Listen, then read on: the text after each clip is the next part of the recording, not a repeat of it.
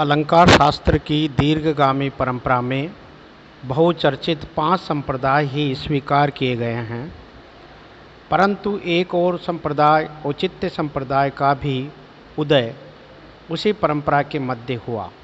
कतिपय विचारकों ने काव्य की आत्मा औचित्य को स्वीकार किया, अतः उनका मत औचित्यवाद तथा संप्रदाय औचित्य संप्रदाय कहलाया। इस संप्रदाय के प्रवर्तक आचार्य क्षेमेंद्र हैं। उनका कहना है कि जिस तरह मानव जीवन के प्रत्येक क्षेत्र में औचित्य का महत्व है, उसी प्रकार काव्य संसार में भी औचित्य की महती प्रतिष्ठा है। बिना औचित्य के काव्य नहीं कहा जा सकता। काव्य का प्राणभूत तत्व यही औचित्य है। जिस प्रकार आनंदवर्धन ध्वनि संप्रदाय के, वामन रीति संप्रदाय के और कुंतक वक्रोक्ति संप्रदाय के संस्थापक के रूप में साहित्य शास्त्र के इतिहास में प्रसिद्ध है, उसी प्रकार क्षेमेंद्र अपने औचित्य संप्रदाय के संस्थापक के रूप में प्रसिद्ध हैं। उन्होंने अपने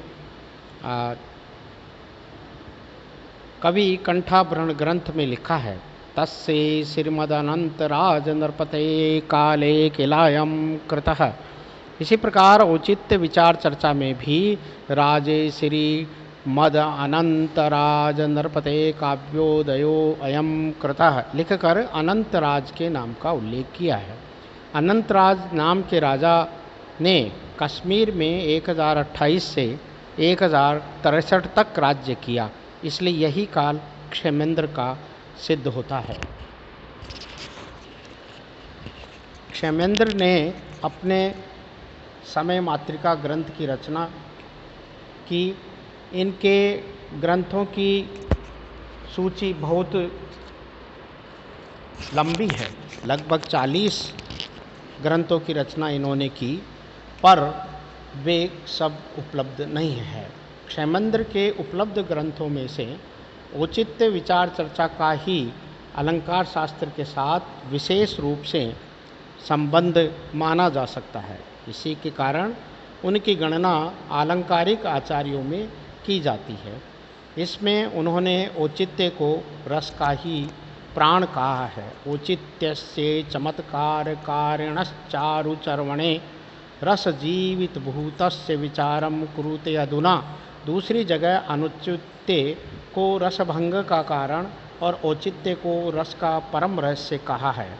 अनौचित्यादृते नान्यद रसभंगस्य कारणम प्रसिद्धौचित्ये बंधस्तु रसस्योपनिषद परा।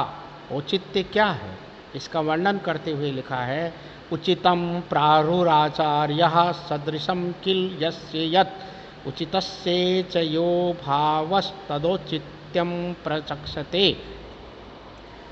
प्रत्येक तत्व का जो जिसके अनुरूप है, उसी स्थान पर प्रयोग करना उचित कहलाता है। आचार्य क्षेमेंद्र ने औचित्य विचार चर्चा में ये कहा है, जहाँ पर औचित्य के अनुसार काव्य में कवि का कार्य नहीं करता, वहाँ काव्य उपहास का स्थान बन जाता है। काव्य में रस, अलंकार, गुण, रीति आदि के द्वारा काव्यास्वाद तथा चमत्कार वही प्राप्त होता है जहाँ इनका उचित रीति से प्रयोग होता है।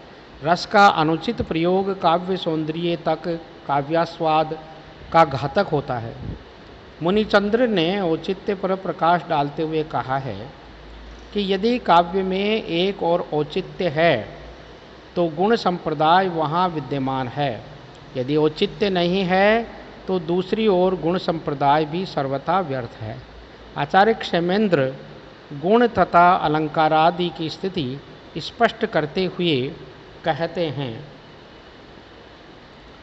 अलंकारास्त्वलंकारा गुणा एव गुणाः सदा औचित्ये रस सिद्धस्य स्थिर काव्यस्य जीवितम् उचित स्थान विन्यासाद अलंकृतिरलंकृति औचित्यादच्युता नित्यं भवत्यैव गुणागुणः कंठे मेखलया नितंबफलके तारेण हारेण वा पाणौ नुपुरबन्धनेन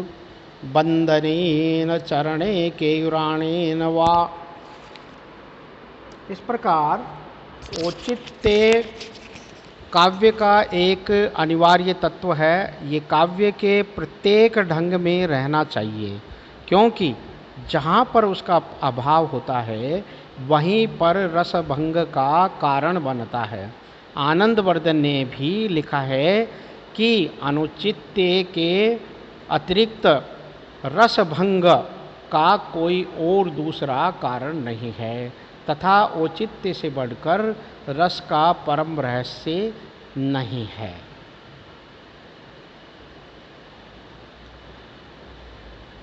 यद्यपि काव्य जगत में औचित्य की महत्ता को सर्वथा नकारा नहीं जा सकता।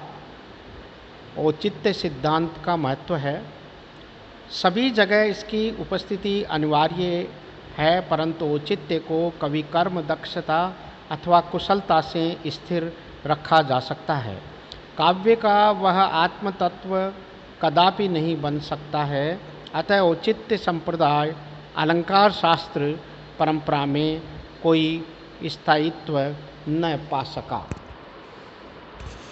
क्षेमेंद्र को अभिनव गुप्त का शिष्य कहा है। इन्हीं अभिनव गुप्त के एक शिष्य और हैं, क्षेमराज। क्षेमेंद्र अपने ग्रंथों में अपने को प्राय व्यासदान नाम से लिखते हैं। जैसे दशावतार चरित में श्लोक पाया जाता है, इत्येष विष्णोरवतार मूर्ते काव्यामृता स्वाद विशेष भक्त्या श्री व्यासदासान्यतमाभिधेन क्षेमेंद्र नामना विहित प्रबंधः।